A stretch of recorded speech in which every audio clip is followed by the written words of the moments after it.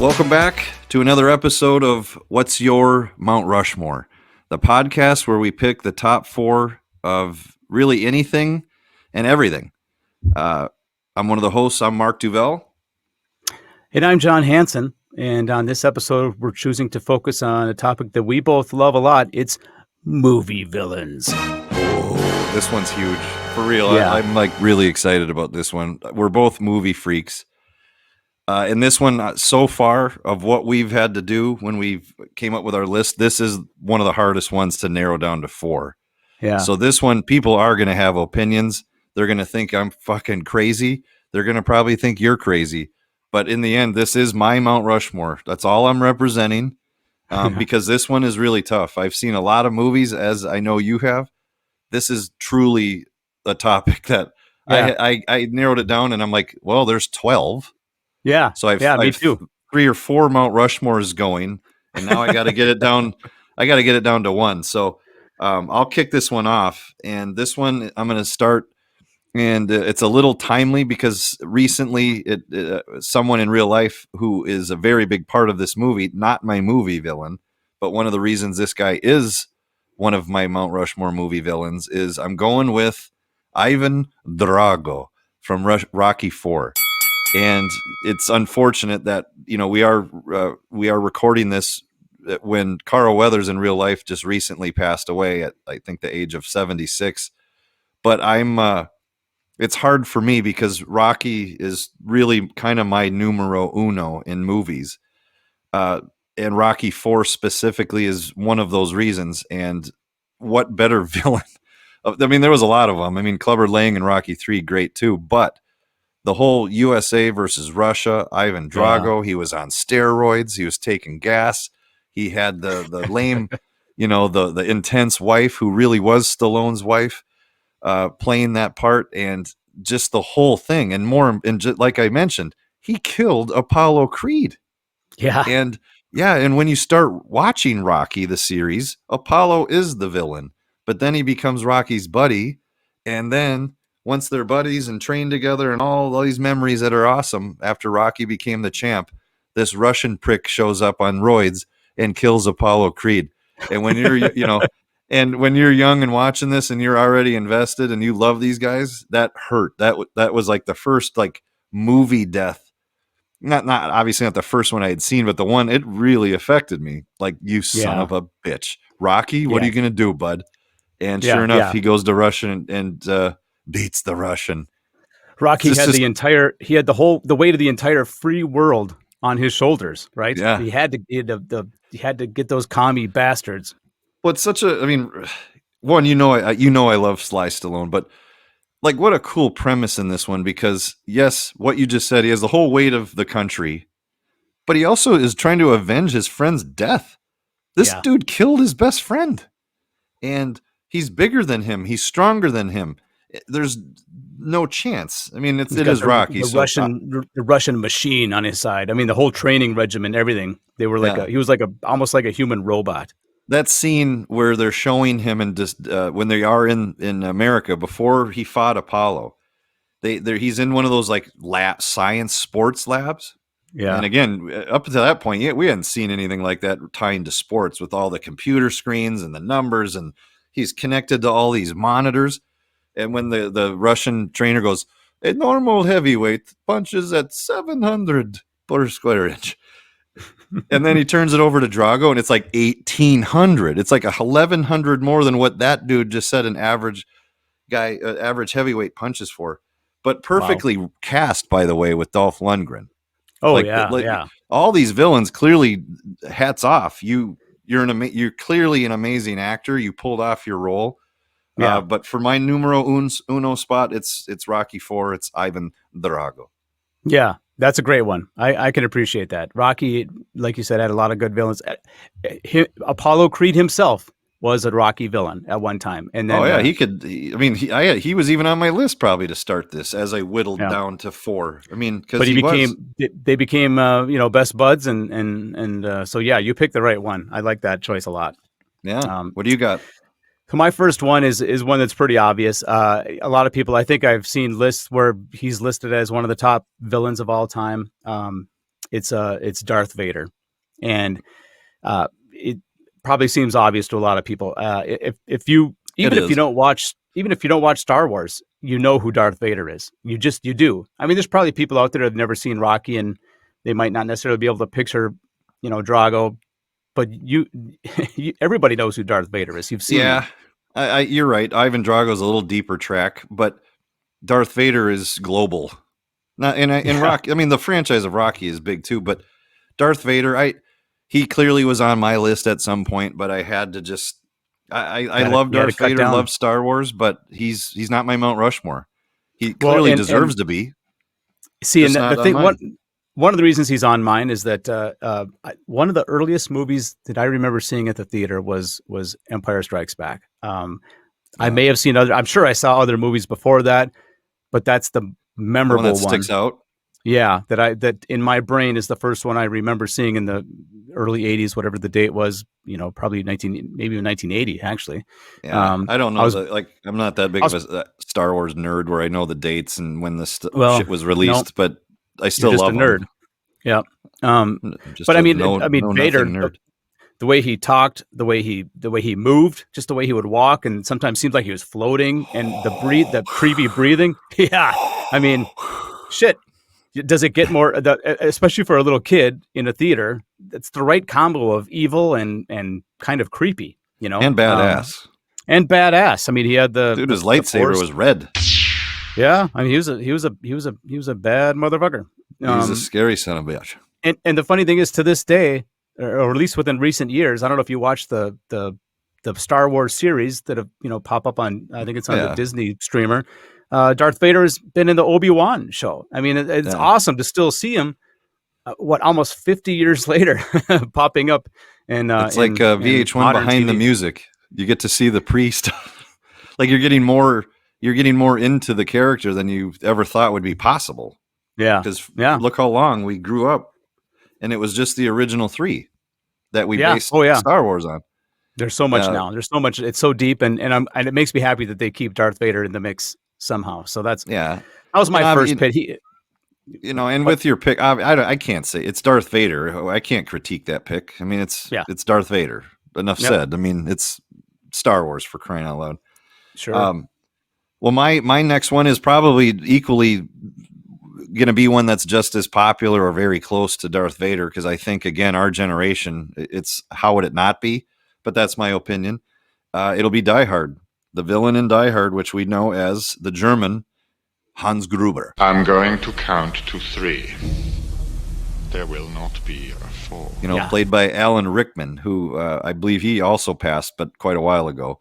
But this dude was just awesome in that movie. I mean, what great, better? Like, it's one of those. Think of Die Hard without Hans Gruber, and yeah. specifically him playing Hans Gruber. It's a different Oh, movie, totally perfect for the whole thing. From his accent to his attitude to his appearance to the yippee ki motherfucker. That whole thing that he yeah. delivered. Trying Did to he repeat. cowboy? Kept calling him cowboy. Yeah, yeah. So Hans Gruber, man, and just a real quick thing. This would be a very unpopular pick, but would be close to one of my picks. It's also Alan Rickman who played Hans Gruber. He also was badass in Robin Hood, Prince of Thieves with Kevin Costner as the Yeah, sheriff no, of Nottingham. a great villain. Great villain. Well, He's just a how about good, guys yeah. who play great villains? He is on that Mount Rushmore. There's no question. And And probably typecast to some degree, but it didn't matter. When you make those big movies like that are yep, just blockbusting, big, legit, legendary movies, especially Die Hard. he Yeah, was. so he's my solid number 2 spot on Mount Rushmore. Yeah, Alan Rickman was not destined to be a leading man. He was destined to play but the world needs that. I And he mean, did it for every perfectly. for every leading man, you got to have a creep. Yep. So, yeah, he What's was good. And he was in the Harry Potter movies too. I don't think you watched those, yeah. but No, he was I good in did, those but too. again, that's not how I Yeah. think of him. I mean, But you know that's what cool did and he all. play? He played the asshole. That's what he Yep. played.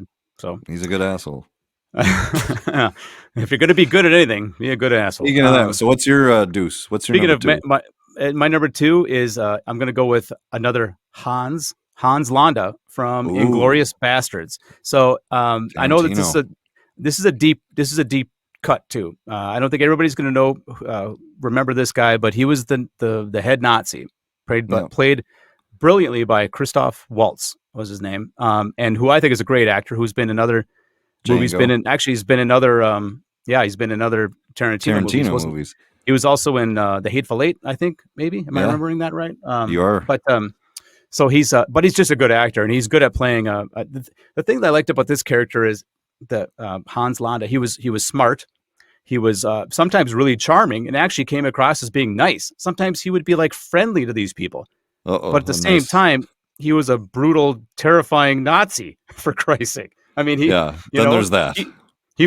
I mean, he smiled and he was pleasant and charming and all this, and meanwhile, he wanted to string you up. So I mean, it's and he's well spoken. Yes, he was in all of his roles. He's well spoken, especially in that one too, especially with that accent. Yeah, that accent. Well, I think he's actually Austrian, so that has has sort of sounds German anyway. His natural accent. And, again, great actor who has always played kind of quirky characters. You don't see him in a rom-com fixture like Keitel. He's Tarantino clearly is his own genius. He sees what he gets out of these guys when he casts them, and that dude is clearly one of his go-tos. I think he could probably turn to that guy and ask him to play anything on paper that he's written, and he knows he would deliver. Well, the Tarantino style characters, I mean, for sure. Yeah. But I'm not sure if we're going to see him like as a cubicle coworker with Sandra Bullock in a rom-com anytime soon. No, probably not. That wouldn't be believable. He'd have to really dig deep in his bag of tricks to pull that off. But that's a great pick, though, man. I think he's an Oscar nominee, if not a winner. Maybe a nominee anyway for some of these movies. But anyway, nominee for sure. That is a great pick. It is a little deep track. That's why I like that pick. So the fact is, if your name is Hans, you got a pretty good chance of landing on one of our lists. It sounds like you're going to get carved in there because, and two very different Hanses, but yet both German. Well, think about obviously it's the name Hans, but all right. Well, I'm going to jump into my third pick because it does bring me back to just such an important movie series that had such an impact on me for God knows so many reasons. But it's not. I think I'll be kind of standing alone in a unique category by putting this on my Mount Rushmore of villains, because it's not like he killed anybody. It's not like he did anything crazy, but it's Biff Tannen from the Back to the Future movies. Hey, I'm talking to you, McFly, you Irish bug. Thomas F. Wilson played Biff. Yeah. But Biff is think about it. The movie is kind of based around actions Biff has taken throughout the movies that send these guys to different eras using the DeLorean to try to fix the shit Biff did. Yeah. And not to mention, he's just a flat out prick to Marty.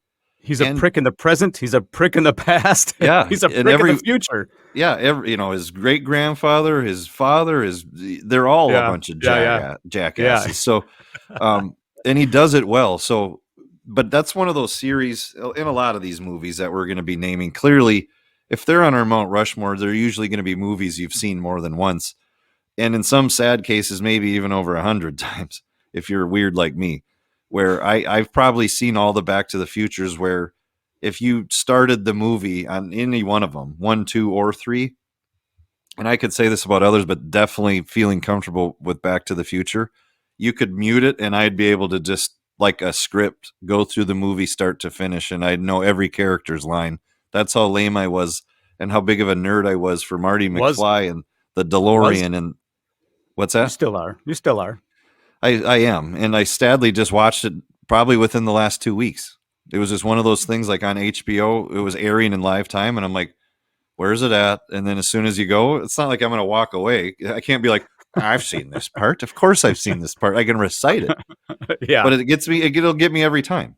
Every time. But Biff Tannen, you are on my Mount Rushmore, buddy. And I don't think many people would put him on a Mount Rushmore, but I do think when people hear it, they're going to be like, I understand it though. Do you remember that actor's name? But man, that's legit. No, for sure. Do you remember that actor's name? Because he was great. Thomas F. Wilson. He was I think he was a stand-up comic. Or he has done stand-up comedy. Yeah, I think so. I think you can find his comedy out there. I'll have to Google machine that, and I I didn't know that.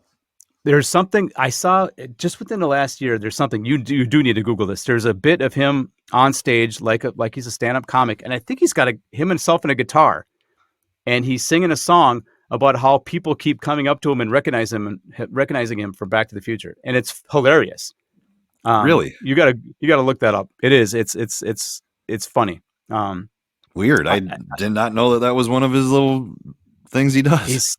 He's still out there, and he's proud, and you'll be extra proud to learn that you have now put him on Mount Rushmore. Well, let's make sure this gets to him. Yeah. Well, obviously it will, right? We'll send a T-shirt and a bumper sticker. Or quick side note. the Quick side note. Obviously, the first Back to the Future is a classic movie. Of the two sequels, which one do you prefer? Well, that's easy too. Yeah. Looking into the future, I mean, It's a bit of a stretch sometimes, right?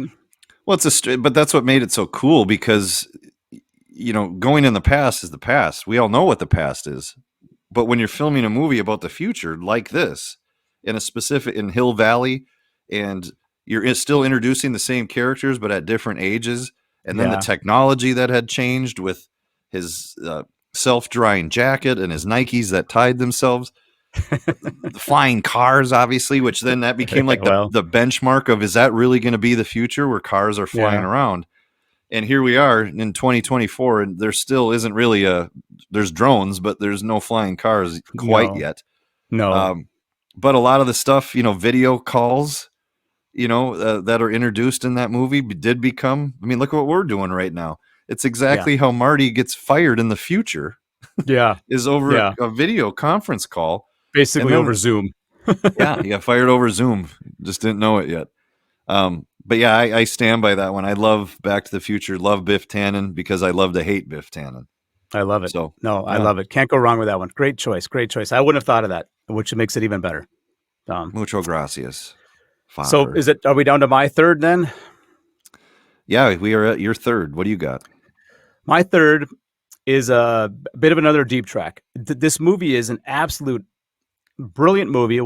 Probably one of my top 10 favorite movies of all time. The Usual Suspects is the movie. Well, I know the villain. The villain is Kaiser Soze. Is it Souza? Soze. Kaiser Soze. And the brilliant thing about Kaiser Soze is, nobody's ever seen him. There's just these legends and stories. There's stories about how he kills his own men because they looked at him funny. He's just like this fearsome guy. All these criminals in the underworld are afraid of him. They think he's some psychotic, leader of this crime syndicate, but nobody's ever actually seen him, which makes him that much more scary. He could be standing behind you and you wouldn't know it. And of course we find out as the movie progresses and the brilliant ending to that movie, one of those plot twists at the end that I don't think anybody saw coming. No. The first time you watch that movie, if you saw that coming, you're a damn liar. Part of me is tempted to not give it away, but then again, the movie's 30 fucking years give it old. away. If you haven't seen it by now, fuck off, right? Correct. That's get out of here. Get the hell out of here. That's too good of a movie. If you haven't seen it now, then on a side note, that's you. That's on you. And on a side note, Bruce Willis is dead in The Sixth Sense. By the way, Jesus Christ, you went there. I did. Well, if people don't know about Usual Suspects, then let's just open the floodgates and just be a bunch of pricks and blow everything.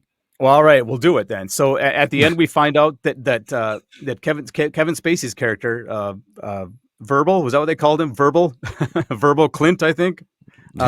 Sounds right. Yeah. As it turns out, he actually is Kaiser Soze. That's what but he plays this little weird guy with the kind of a limp, and he scuttles along and talks funny. But he's acting like a dude with a disability.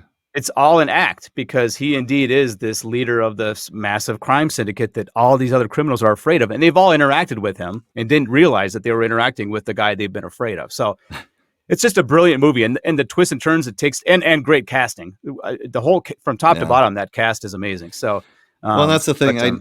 I know Kevin Spacey is. He's become a villain himself.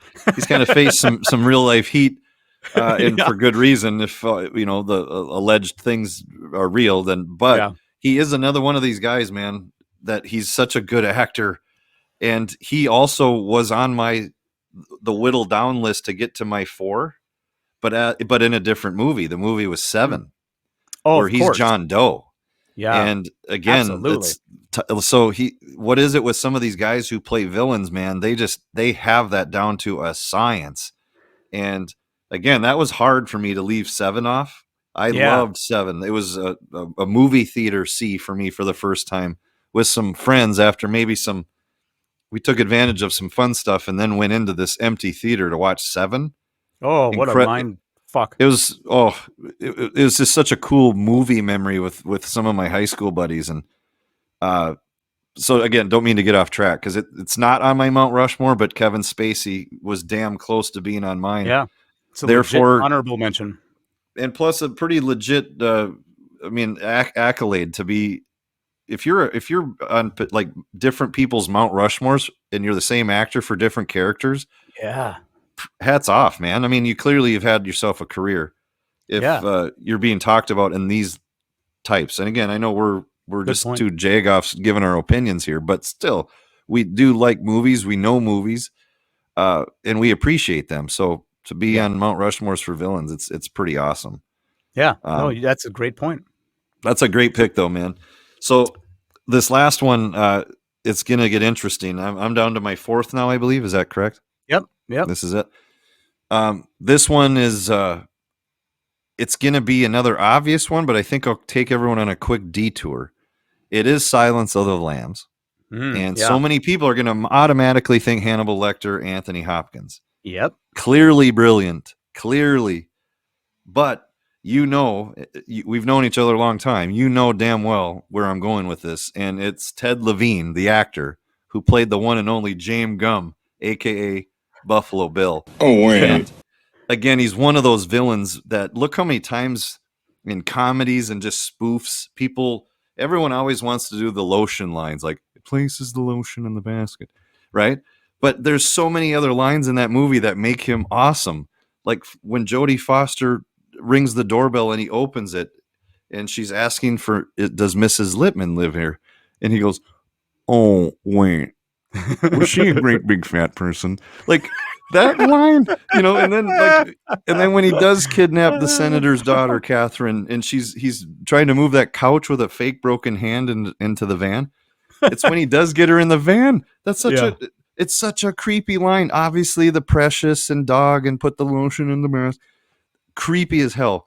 But when he gets her in the van and after he's kind of somewhat knocked her out with his cast and he cuts her blouse and then goes, are you about a size 14? Like, whoa. This dude is real. And Ted Levine, the guy who played him, everyone knows, if you've seen that movie, he clearly sticks out. But so does Hannibal Lecter. It's such a unique movie because there's two very legit villains operating at the same time throughout the movie, but in totally different ways. But it's his voice, it was his look, it was the way he was building a skin suit. And that's why he wanted to know her size, which is the ultimate creep level. What's your size? Are you a size 14? Because that's what I need to finish my skin suit. Yeah, because he's a big dude and he needs to kill and get the skin off of bigger built women. Yeah, and again, not to mention the scene with the creepiest song ever with Goodbye Horses. Q Lazarus, I believe, is the artist who sings this. You made that up. It's when he's dancing with the makeup and I'd fuck me. That whole, when he's putting on the lipstick and you see his nipple and the piercing and his dumb tattoo, or the tuck there's a scene. few of them. It's the ball tuck scene. Yep. That was a cinema first that just took creepy to a whole nother level. And it's when you realized kind of what this twisted asshole is really doing. And I don't know. I can't say enough. Clearly, I love his voice. It's such a fun one to imitate. And Ted Levine, clearly that was his biggest role. He was on the show Monk, for those who watched that. But he was also in another just huge, huge movie, Heat.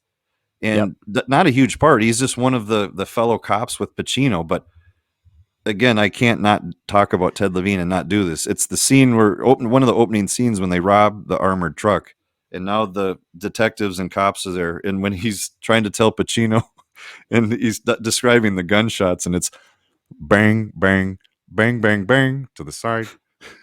And TV man heard a guard call a guy slick. The guy could say anything, and it's just going to take things to another creepy level. And one of the most ultimate American character actors, that dude. He needs to be in more things, honestly. He's damn genius. And they should put him in a sitcom. Well, Monk kind of was like that, I guess. A little bit. It's just not the same. Silence of the Lambs, Ted Levine, Buffalo Bill. You are my final Mount Rushmore spot. And how about that? How about that character name, James Gum? What the hell? Where did they come up with that name? Not James, not James Gum. James G-U-M-B. Gum. But that movie, that movie, it's so awesome. I mean, it is. Well, it's a great movie, and it definitely leads into my fourth, because you mentioned him, Hannibal Lecter. Good evening, Clarice. It doesn't surprise me at all. I mean, and I and we've known each other long enough that I had a feeling you were going to choose Buffalo Bill, James Gum, and so. Oh wait. But I went with Hannibal just because of he did win an Academy Award for that. Rightfully so. Anthony Hopkins. And that character itself was in movies before Silence of the Lambs. It was in movies after, in sequels. And I think they even did a TV show featuring him too. So, I mean, that the character of Hannibal Lecter had a long run with different actors playing them, of course, not always Anthony Hopkins. It was different, depending on the prequel, whatever the hell you want to call it, all that shit. But it was, it's definitely a iconic movie villain in the sense that he's character, brilliantly written, dude. And then psychiatrist who's a cannibal, and his name's Hannibal. The cannibal, yeah. Hannibal the cannibal. I mean, there's so many. I mean, every scene that dude is in. And again, this was hard. I mean, Buffalo Bill, Hannibal Lecter, because you know me and just my infatuation with the Ted Levine dude. But Hannibal Lecter it's such a legit pick. And again, what better movie? You have two people that we're talking about in the same movie, same villains, or same role as a villain. Yeah. But there's so many scenes with Anthony Hopkins, and one that'll always stick out to me is when they're wheeling him in that on that two-wheeled dolly, and he's got that creepy mask so he can't bite and eat and chew on you. And it's when he's meeting the senator, because she's trying to get information on, hey asshole, do you know this guy? Do you know the serial killer known as Buffalo Bill? And when he goes, did you breastfeed her? And then they're like, you son of a bitch. Yes, I did. And he goes, toughened your nipples, didn't it? Like, that whole scene is crazy. And then what does he say? I'll try to remember it. I got nothing in front of me, but he goes, amputate a man's arm and you can still feel it tickling. When your little girl's on the slab, where's it going to tickle you? Wow. Again, it's clearly a movie I've watched more than once or twice. 10. But great movie, great character. Anthony Hopkins crushed it. And you're right. I did watch the show. You referenced that it later became a network show. Yeah. I watched it. It's just tough. The dude playing. I did too. I mean, it was what it was. It was what it was, right? I mean, it wasn't. I never expected it to be Anthony Hopkins like, but no. It had its place in the world. It was okay, and it was interesting. Clearly, just to get a little more like behind the scenes of what his life was like as a psychiatrist. Yeah. But again, you're following Anthony Hopkins, so yeah. But again, this is one of those episodes, man, where, and I think even if you're listening to this, you just know we love this topic because again, we're huge movie fans, and it was incredibly hard to narrow it down to 4. I don't care who you are, because you're getting into that category when people are like, what's your favorite movie? Because clearly that's an impossible question, which is why this podcast exists, because at least you get 4. You get 4 choices instead of 1. And even that's hard as hell to narrow to 4. So great. This is a fun topic. Yeah. Absolutely. fun. So this was a fun topic. So again, I'll remind people, and please you jump in if I'm forgetting something. We want you to be interactive on this because this is all about opinions, and it's not. Don't worry about how you rank them. It's or what we missed, what we nailed. Maybe you're listening and you're like, my God, that list is really close to mine. But just be a part of it, and jump on Instagram, jump on Facebook. You can watch us on YouTube. Eventually, we'll be on every platform. And then you can. What's the handle? What's the Yep. You can find us at What's Your Mount Rushmore. So you'll find us there on Facebook, Instagram, YouTube. Let us know your thoughts on these picks. Tell us your picks, and hope you keep listening. Sweet. That was a fun one. We'll see you next time.